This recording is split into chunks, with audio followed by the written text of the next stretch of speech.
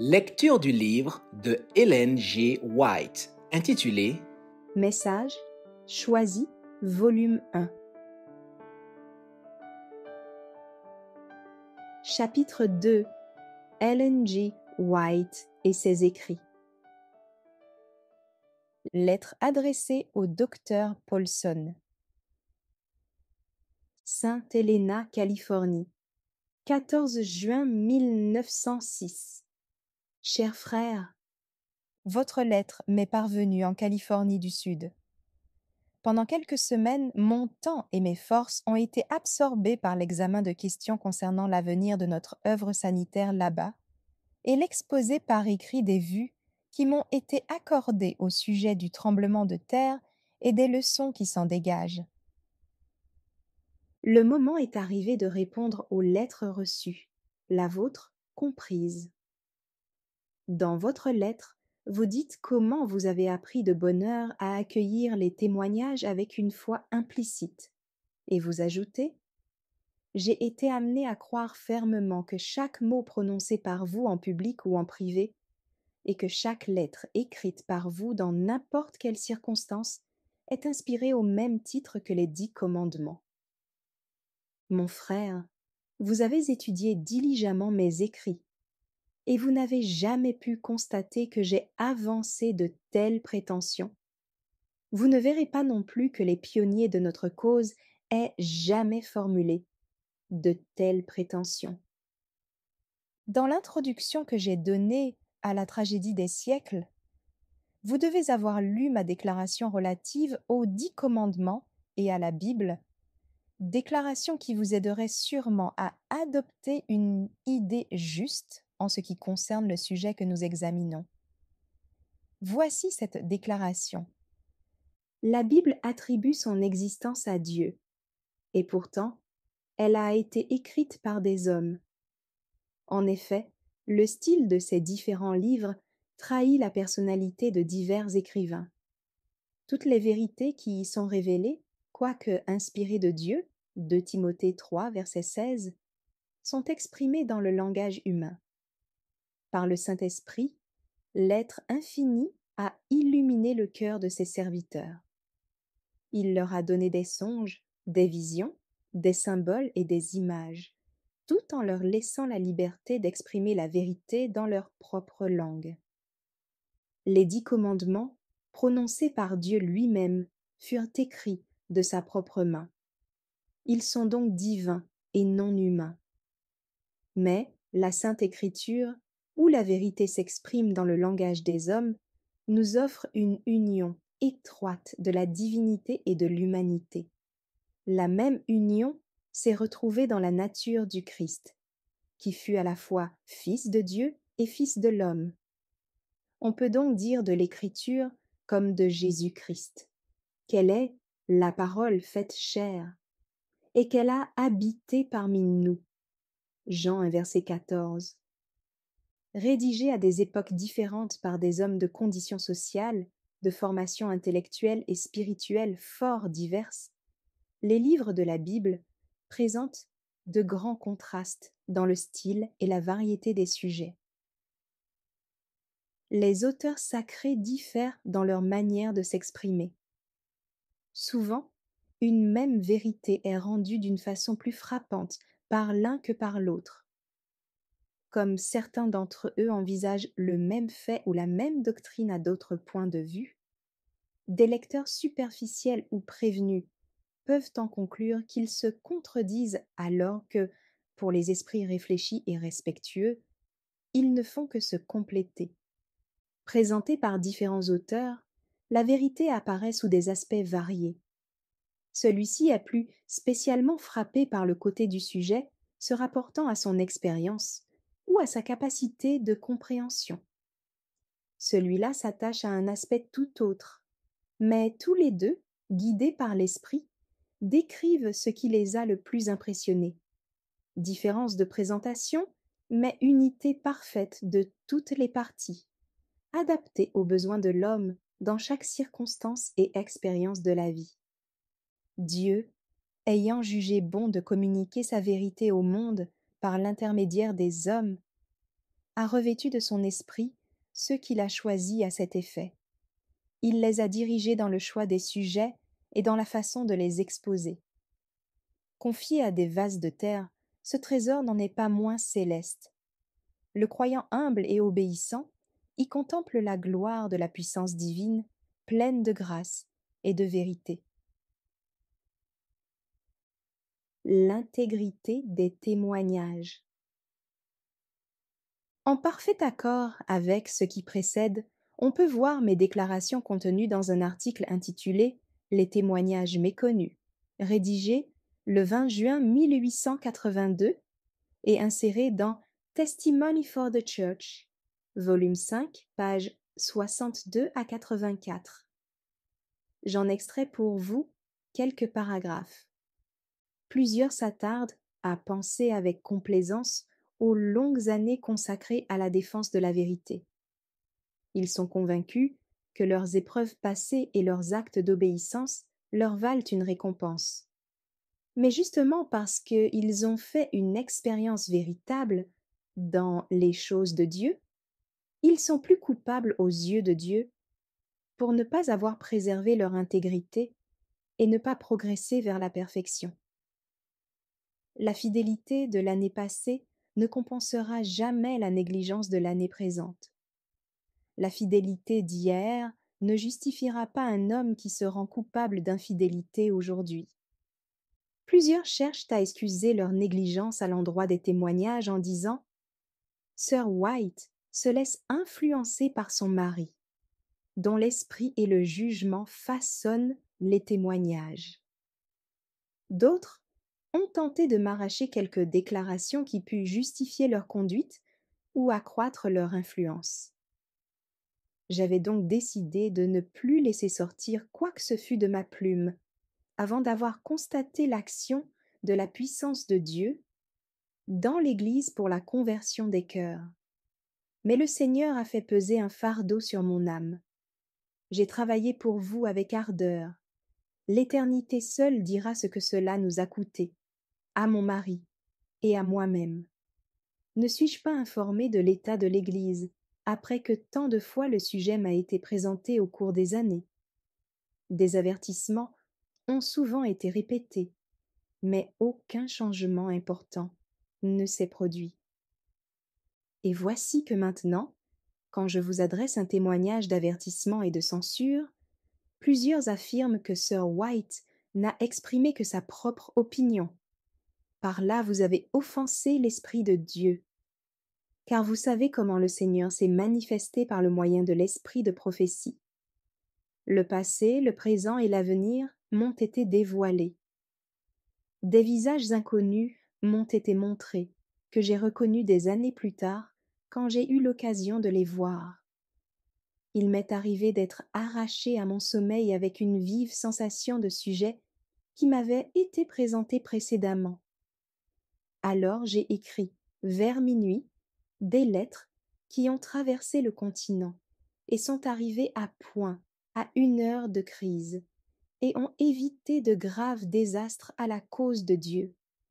Telle a été la nature de mon travail pendant bien des années. Un pouvoir supérieur m'a contrainte à reprendre et censurer des torts dont je n'avais aucune idée. Cette œuvre, poursuivie pendant 36 années, est-elle d'en haut ou d'en bas?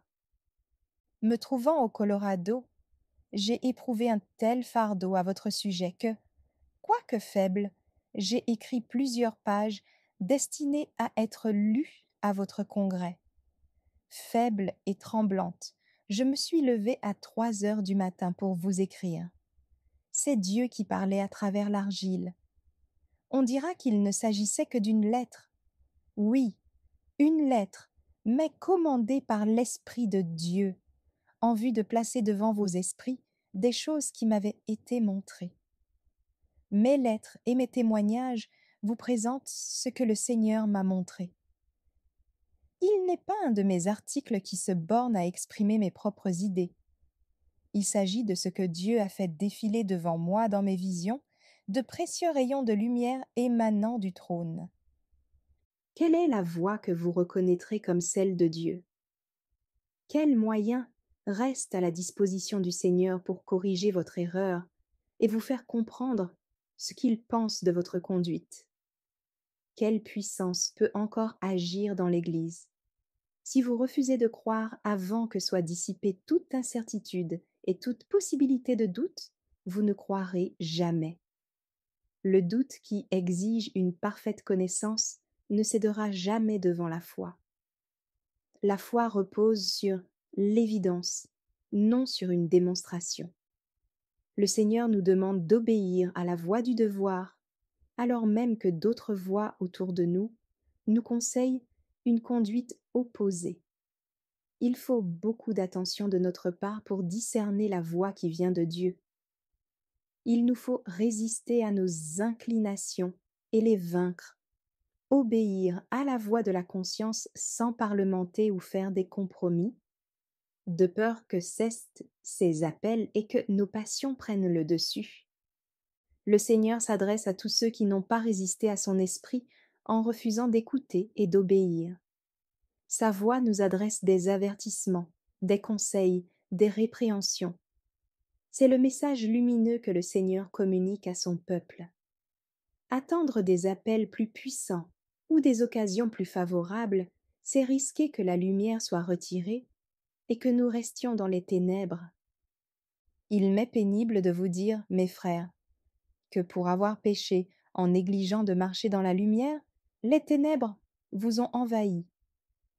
Il se peut que vous soyez sincères maintenant, en ne reconnaissant pas la lumière et en ne lui obéissant pas. C'est que, pour avoir négligé d'écouter les exigences de Dieu, vos perceptions se sont obscurcies, à tel point que vous prenez les ténèbres pour la lumière, et la lumière pour les ténèbres. Dieu vous a enjoint d'avancer vers la perfection. Le christianisme est une religion de progrès. La lumière divine est abondante et ne demande qu'à être désirée et reçue. Quelles que soient les bénédictions reçues, il reste des trésors infinis, inépuisables, à notre disposition. Les droits sacrés de l'Évangile peuvent être accueillis par des sceptiques avec des moqueries et des négations méprisantes. La mondanité peut contaminer le grand nombre et prendre possession d'un petit nombre. La cause de Dieu ne peut être sauvegardée qu'avec de grands efforts et de continuels sacrifices. Elle finira néanmoins par triompher. Voici le mot d'ordre. Allez de l'avant. Acquittez-vous de vos devoirs individuels et laissez Dieu prendre soin des conséquences. Si nous avançons par le chemin que Jésus nous indique, nous verrons son triomphe, nous partagerons sa joie. Seul celui qui participe à la lutte recevra la couronne des vainqueurs. Il faut que la souffrance nous amène à la perfection, comme ce fut le cas de Jésus. Si le Christ s'était assuré une vie facile, nous pourrions sans risque céder à la paresse. Dès lors que sa vie a été marquée par un renoncement continuel, par la souffrance, par le sacrifice de soi-même, il ne faudra pas nous plaindre si nous partageons le même sort.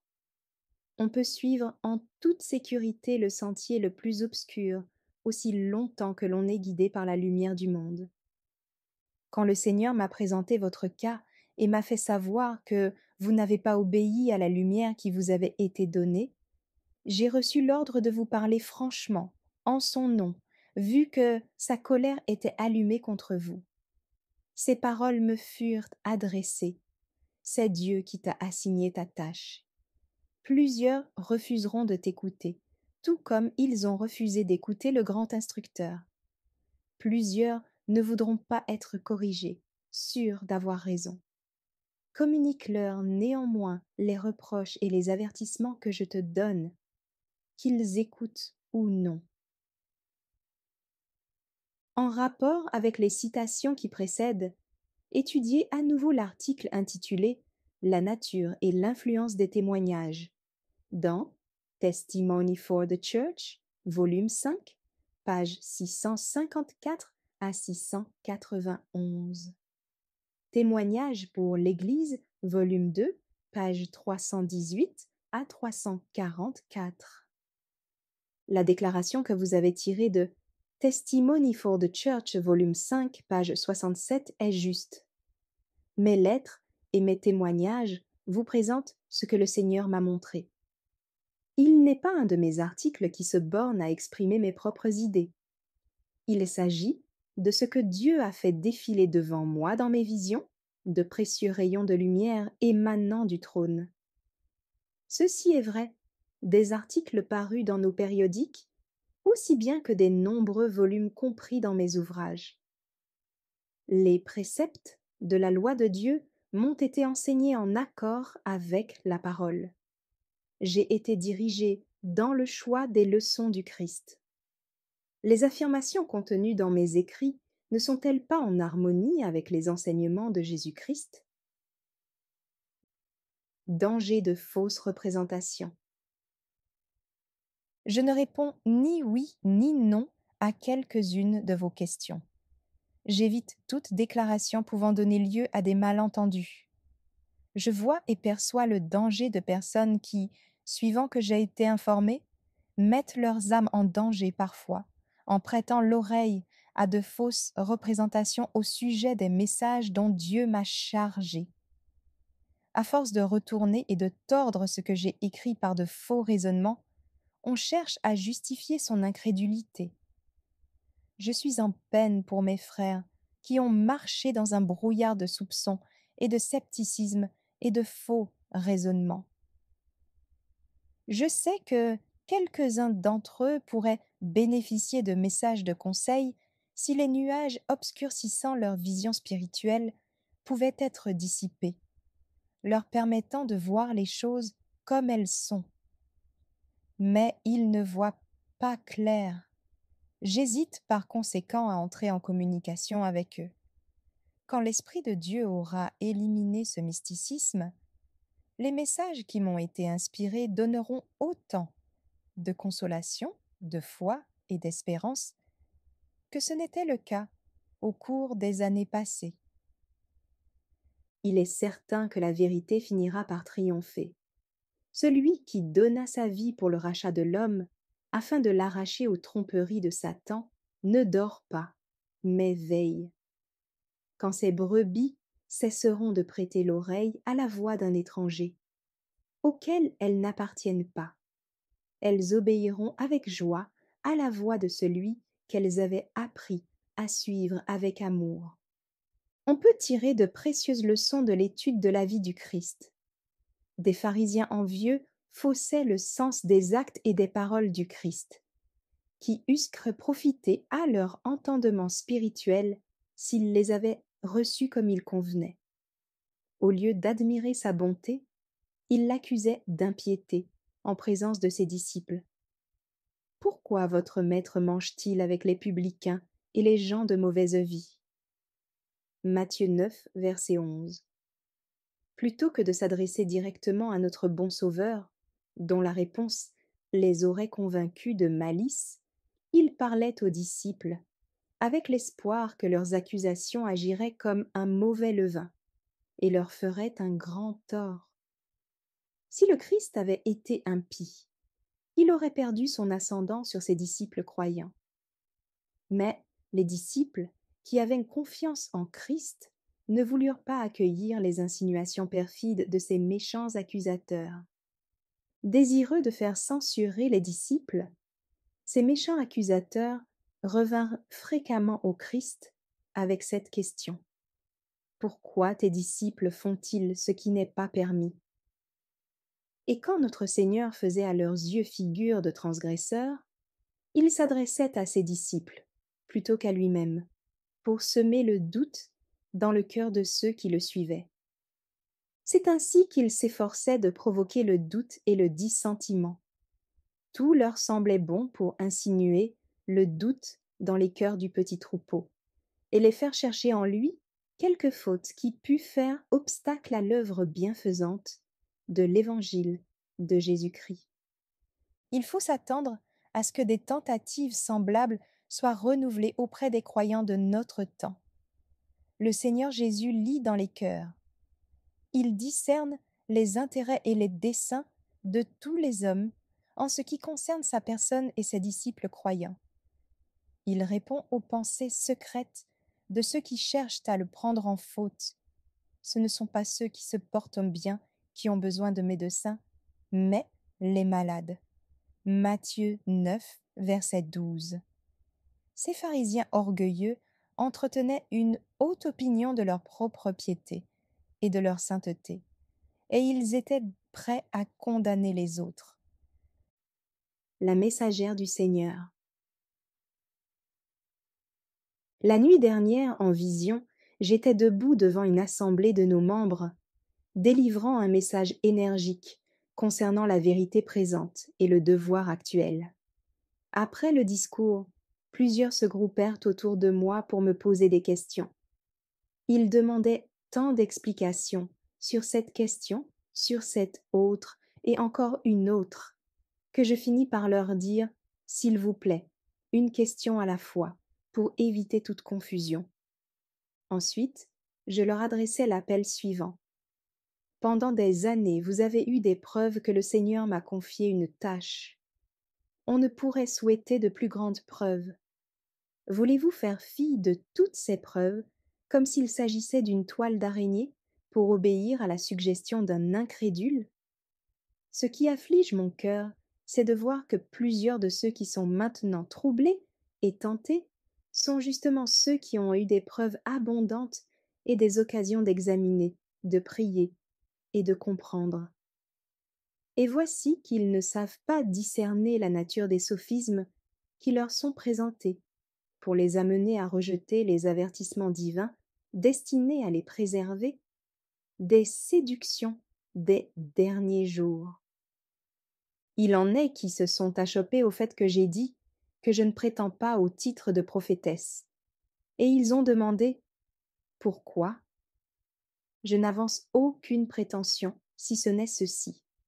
J'ai été désignée comme la messagère du Seigneur. Il m'a appelée dans ma jeunesse à être sa messagère, à recevoir sa parole et à communiquer un message clair et précis au nom du Seigneur Jésus. Alors que j'étais encore jeune, on m'a souvent demandé « Êtes-vous une prophétesse ?»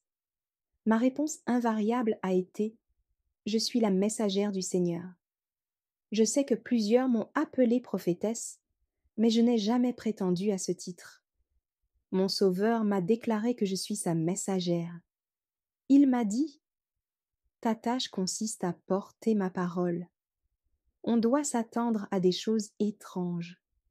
Je t'ai mis à part dès ta jeunesse pour apporter un message à ceux qui s'égarent, présenter la parole aux incroyants et réprimander par la plume et par la voix, au moyen de la parole, ceux qui se rendent coupables d'actions répréhensibles. Exhorte par la parole. Je te ferai comprendre ma parole. Elle ne sera pas pour toi un langage étrange. Avec la vraie éloquence de la simplicité, par la voix et par la plume, mes messages seront transmis par quelqu'un qui n'a pas fréquenté les écoles. Mon esprit et ma puissance t'accompagneront. Ne crains pas les hommes, car mon bouclier te protégera. Ce n'est pas toi qui parles, c'est le Seigneur qui donne des messages d'avertissement et de répréhension. Qu'aucune circonstance ne te fasse dévier de la vérité. Communique la lumière que je te donnerai. Les messages livrés pour ces derniers jours seront consignés dans des livres et s'élèveront à jamais contre ceux qui, après s'être réjouis dans la lumière, se sont laissés gagner par les séductions du mal. Pourquoi n'ai-je pas réclamé le titre de prophétesse? Parce qu'aujourd'hui, plusieurs de ceux qui se donnent pour prophètes jettent l'opprobre sur la cause du Christ. Et aussi parce que mon œuvre couvre davantage que ce que le mot prophète signifie. Lorsque cette œuvre me fut confiée pour la première fois, je suppliai le Seigneur de placer ce fardeau sur quelque autre personne. L'œuvre me paraissait si étendue et si profonde que je craignais de ne pouvoir l'accomplir. Mais l'Esprit du Seigneur m'a rendu capable de m'acquitter de la tâche qui m'a été confiée. Une œuvre multiforme. Dieu m'a montré clairement les diverses manières dont il voulait m'employer en vue d'une œuvre particulière.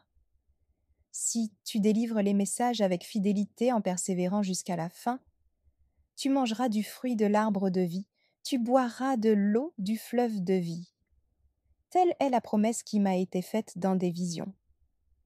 Le Seigneur m'a donné beaucoup de lumière au sujet de la réforme sanitaire. Je devais accompagner mon mari en qualité de missionnaire chargé du travail médical. Je devais donner un exemple à l'Église en soignant des malades chez moi. C'est ce que j'ai fait, administrant de vigoureux traitements à des femmes et à des enfants. En qualité de messagère officielle du Seigneur, je devais parler sur le sujet de la tempérance chrétienne. J'ai mis tout mon cœur à cette œuvre, m'adressant à de vastes assemblées, exposant la tempérance dans le sens le plus large. Il m'a été dit que je dois constamment insister auprès de ceux qui font profession de croire à la vérité sur la nécessité de la pratiquer. Ceci implique la sanctification. Sanctification qui exige que l'on cultive et développe tous les talents en vue du service du Seigneur. J'ai reçu la mission de ne pas négliger ceux qui ont subi des torts. J'ai été chargée en particulier de protester contre les abus commis par l'autorité ecclésiastique contre les ministres de l'Évangile. Si désagréable que ce devoir puisse paraître, je dois réprimander l'oppresseur et plaider en faveur de la justice. Je dois montrer la nécessité de maintenir la justice et l'équité dans toutes nos institutions. Si je vois des pasteurs avancés en âge négligés par ceux qui occupent des positions dans l'œuvre, je dois rappeler leur devoir à ceux qui ont pour mission de s'en occuper. Des prédicateurs ayant accompli fidèlement leur tâche ne doivent être ni oubliés ni négligés quand leur santé vient à manquer. Nos fédérations ne doivent pas se montrer indifférentes à l'égard des besoins de ceux qui ont porté les fardeaux de l'œuvre. Jean avait blanchi au service du Seigneur quand il fut déporté à Patmos. Sur cette île solitaire, il reçut plus de communication du ciel qu'il n'en avait obtenu sa vie durant. Après mon mariage, il m'a été montré que je devais m'intéresser tout particulièrement à des orphelins de mère et de père, prenant quelques-uns à ma charge pour un temps, puis leur procurant un foyer. C'est ainsi qu'il m'était donné d'être en exemple. Appelée à beaucoup voyager, très occupée par mes travaux littéraires, j'ai pris néanmoins des enfants de 3 ou 5 ans et les ai préparés à occuper une position. De temps en temps, j'ai pris chez moi des enfants de 10 à 16 ans, les entourant de soins maternels et les préparant pour le service. J'ai senti que mon devoir exigeait que je présente ce travail à nos membres, car il y a dans chacune de nos églises des personnes qui devraient être conscientes de leurs responsabilités à cet égard. Étant en Australie, je me suis livrée aux mêmes occupations, accueillant à mon foyer des orphelins qui eussent été exposés à des tentations, risquant d'entraîner la perte de leurs âmes. En Australie, nous avons aussi travaillé en qualité de missionnaires médicaux. À certains moments, ma maison à Koorambong est devenue un refuge pour des malades et des affligés. Ma secrétaire, qui avait été instruite au sanatorium de Battle Creek, se tenait à mes côtés, faisant office d'infirmière missionnaire. Ces services étaient gratuits. C'est ainsi que nous avons gagné la confiance des gens par l'intérêt que nous avons montré à des malades et à des personnes souffrantes. Plus tard, la maison de santé de Koorambong a été établie et nous avons été déchargés de ce fardeau. Aucune vantardise. Je n'ai jamais prétendu être une prophétesse. Si quelqu'un m'appelle ainsi, je ne lui chercherai pas chicane. Mon œuvre s'est étendue dans tant de directions que je ne puis m'appeler autrement que messagère, chargée d'apporter un message de la part du Seigneur à son peuple et d'entreprendre tout ce qui me serait commandé. La dernière fois que j'ai été à Battle Creek, j'ai déclaré devant une grande assemblée que je ne prétends pas au titre de prophétesse. C'est du moins ce que j'ai eu l'intention de dire à 2 reprises. Si quelqu'un a compris autre chose, qu'il sache en tout cas que c'est bien là ma pensée. Je ne réclame pas le titre de prophétesse.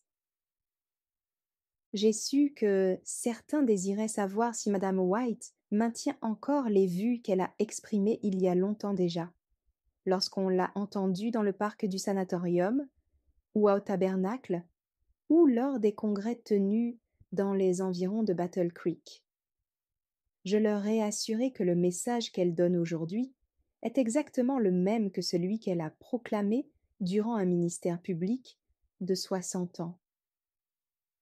Il lui reste à offrir au maître le même service qui lui fut demandé quand elle était jeune fille. C'est du même instructeur qu'elle reçoit ses leçons. Elle continue à recevoir cette directive. Fais savoir à d'autres ce que je t'ai révélé. Écris les messages que je t'ai donnés, afin qu'ils deviennent accessibles à tous. Ce qu'elle s'est efforcée de faire. J'ai écrit bien des livres, et ils ont eu une grande diffusion. Il m'eût été impossible, par moi-même, de présenter la vérité dans ces livres, mais le Seigneur m'a accordé l'aide de son esprit. Ces livres, qui contiennent les instructions reçues du Seigneur au cours des 60 dernières années, communiquent la lumière du ciel. Ils résistent à l'examen. À l'âge de 78 ans, je poursuis mon activité. Nous sommes tous entre les mains du Seigneur. Je lui fais confiance, sachant qu'il n'abandonnera jamais ceux qui placent en lui leur confiance. Je me remets à sa garde. Je rends grâce à celui qui m'a fortifié, à Jésus-Christ notre Seigneur, de ce qu'il m'a jugé fidèle, en m'établissant dans le ministère. 1 Timothée 1 verset 12. Plus que l'œuvre d'un prophète. J'ai dit dans mon discours que je ne prétends pas être une prophétesse. Cette déclaration ayant surpris quelques-uns, et puisque tant de choses ont été dites à ce sujet, je vais m'expliquer. D'autres m'ont appelée prophétesse, mais je n'ai jamais prétendu à ce titre. Je n'ai pas cru de mon devoir de me désigner ainsi. Souvent, ceux qui s'affublent audacieusement de ce titre jettent l'opprobre sur la cause du Christ. Mon œuvre comprend beaucoup plus que ce que comporte ce nom. Je me considère une messagère chargée par le Seigneur de communiquer des messages à son peuple. Il m'a été montré que je ne dois pas me laisser entraver dans mon œuvre par ceux qui se livrent à des suppositions concernant sa nature et se débattent au milieu de problèmes compliqués concernant ce que devrait être l'œuvre d'un prophète. Ma mission embrasse l'œuvre d'un prophète, mais ne se borne pas à cela. Elle a une envergure beaucoup plus vaste que ceux qui s'en vont jetant des semences d'incrédulité sont incapables de comprendre. Lumière reçue et transmise. Souvent interrogé au sujet des conditions dans lesquelles je me trouve au moment de mes visions et après celles-ci, je dirai ceci. Quand il plaît au Seigneur de m'accorder une vision, je me trouve en présence de Jésus et des anges, et je perds complètement de vue les choses terrestres. Je ne puis rien apercevoir au-delà de ce que l'ange me montre. Souvent mon attention est dirigée vers des scènes qui se passent sur la terre. Parfois je suis transportée loin dans l'avenir, et je vois ce qui doit arriver. D'autres fois, des choses appartenant au passé me sont montrées. Immédiatement après la vision, je ne me souviens pas de tout ce que j'ai vu. Les choses ne deviennent claires pour moi qu'au moment où je me mets à écrire. Alors le tableau se dresse devant moi tel que je l'avais vu en vision, et j'écris avec facilité. Parfois, les choses que j'ai vues me restent cachées au moment où cesse la vision, et je ne puis me les rappeler que plus tard, lorsqu'en présence d'un auditoire auquel s'applique la vision, les choses vues se présentent avec force à mon esprit. Je me sens tout autant dépendante de l'Esprit du Seigneur quand je raconte ou écris une vision que pendant la vision elle-même. Je ne puis me rappeler les choses qui m'ont été montrées, que si le Seigneur me les présente à nouveau, au moment où il lui plaît de me les faire décrire par la voix ou la plume. Bien que je dépende de l'Esprit du Seigneur pour écrire mes vues comme pour les recevoir, les mots que j'emploie pour décrire ce que j'ai vu sont les miens, sauf quand il s'agit de déclarations faites par un ange que j'ai soin de placer entre guillemets. On demande que sait sœur White au sujet des questions qu'elle traite avec tant d'assurance, comme si elle était autorisée à dire ces choses. Je parle ainsi parce qu'elles jaillissent dans mon esprit au moment critique, tel l'éclair qui fend un nuage obscur au sein de la tempête la plus furieuse. Des scènes qui m'ont été présentées longtemps dans le passé sont sorties de ma mémoire. Mais quand l'instruction donnée devient nécessaire, alors même que je me trouve devant une assemblée, le souvenir s'impose avec force et clarté, comme l'éclair, rappelant à ma mémoire d'une manière distincte l'instruction particulière. Dans de telles occasions, je ne puis m'empêcher de dire ce qui jaillit dans mon esprit, non que j'ai une nouvelle vision, mais simplement parce que ce qui m'avait été présenté bien auparavant est rappelé avec force à mon esprit. Pas question d'infaillibilité. Nous avons beaucoup à apprendre et beaucoup à désapprendre. Seul Dieu et le ciel sont infaillibles. Ceux qui s'imaginent n'avoir jamais à abandonner une idée chère ou n'avoir jamais l'occasion de changer d'opinion seront déçus. Aussi longtemps que nous nous cramponnons à nos idées et à nos opinions avec obstination, nous ne pourrons réaliser l'unité pour laquelle le Christ a prié. Je n'ai jamais prétendu être infaillible. Dieu seul est infaillible. Sa parole est vraie. Aucune variation, pas l'ombre d'un changement chez lui. Ce qui est sacré et ce qui est commun. Sanatorium, Californie, 5 mars 1909. Je suis en souci au sujet de frère A, qui a travaillé pendant quelques années en Californie du Sud. Il a fait d'étranges déclarations, et je regrette de le voir rejeter l'ensemble des témoignages à cause de ce qui lui semble une chose déraisonnable. Une déclaration que j'ai faite au sujet du nombre de chambres contenues dans le Sanatorium de Paradise Valley. Frère A dit que dans une lettre adressée à l'un des frères de la Californie du Sud, j'ai affirmé que le sanatorium comporte 40 chambres, alors qu'en réalité, il ne s'agit que de 38. Frère A me donne cet argument pour expliquer le fait qu'il a perdu confiance au témoignage. Le renseignement donné à propos du nombre des chambres du sanatorium de Paradise Valley n'a nullement été transmis comme étant une révélation du Seigneur, mais simplement à titre d'opinion humaine. Jamais le nombre exact des chambres de l'un quelconque de nos sanatoriums ne m'a été révélé. Je n'ai su à ce sujet que ce que j'ai pu apprendre de personnes plus ou moins bien informées. Quand il m'arrive de parler de ces choses ordinaires, il n'y a rien dans mes paroles qui donne à entendre que ma déclaration est fondée sur une révélation du Seigneur reçue en vision. Quand le Saint-Esprit me révèle quelque chose qui intéresse l'œuvre du Seigneur dans nos institutions, ou qui touche à l'œuvre que le Seigneur opère dans les cœurs et dans les esprits, de telles choses ont été révélées par mon moyen dans le passé, Le message donné doit être reçu comme une lumière que Dieu accorde à ceux qui en ont besoin. C'est une grave erreur de mêler le sacré et le profane.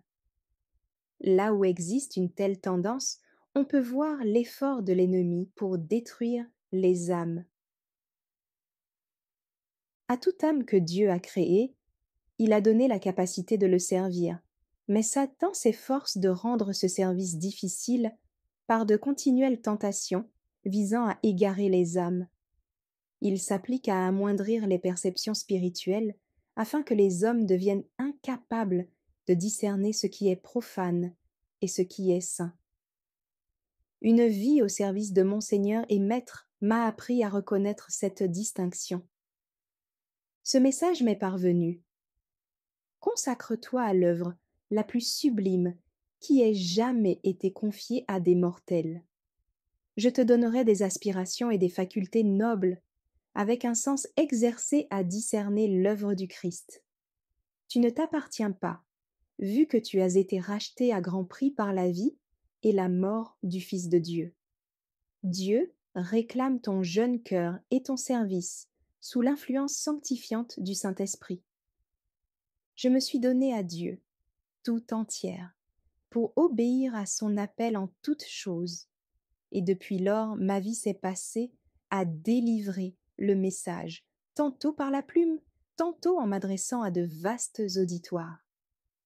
Dans ces moments-là, ce n'est pas moi qui ai le contrôle de mes paroles et de mes actes. Il y a cependant des moments où il faut parler de choses ordinaires, parce que des choses ordinaires occupent l'esprit. Alors des lettres ordinaires doivent être écrites, contenant des renseignements qui ont passé d'un ouvrier à l'autre. De telles paroles, de tels renseignements ne sont pas donnés sous une inspiration particulière de l'Esprit de Dieu. Parfois l'on pose des questions qui n'ont rien de religieux et auxquelles il faut répondre. On s'entretient au sujet de terrains et de maisons, de commerces, de sites pour nos institutions, présentant des avantages ou des inconvénients. On demande par lettre mon avis sur d'étranges sujets, et je réponds selon les lumières que j'ai reçues. Les conseils que j'ai été chargée de donner ont rencontré souvent de l'opposition de la part de certains, peu désireux de recevoir la lumière donnée. De telles expériences m'ont poussé à rechercher le Seigneur avec ferveur. Merci d'avoir écouté cette lecture. Si vous avez des questions ou des remarques sur le thème abordé, n'hésitez pas à les partager dans les commentaires et notre équipe ne manquera pas de les considérer. À bientôt sur lereste.org.